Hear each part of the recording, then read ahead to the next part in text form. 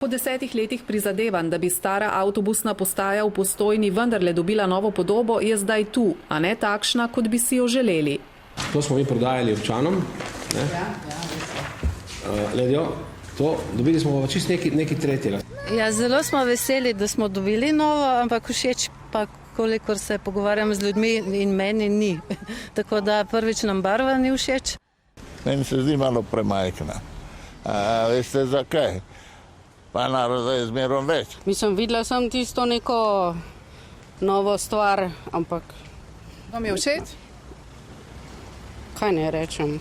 To, ko si so zamislili, to imajo. Župan pravi, da si niso zamislili take. Skica kaže nadstrešek v svetli barvi, zdaj prevladuje temna. Tudi na občine smo dobili veliko pripomb, negodovanja zaradi izgleda novega dela avtobusne postaje, predvsem zaradi barve kot take.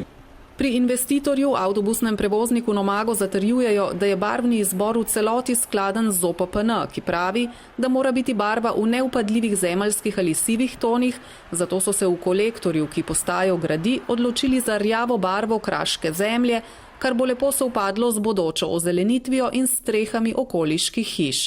Se izgovarjajo, da so upoštevali OPPN, ja, gabariti resnično so pravi, ampak še enkrat, mi smo predstavljali projekt v belih barvah. Občina je apelirala na to, da se vendar pristopi in uredi, spremeni barvo, vendar ni bilo nobenega odziva niti posluha.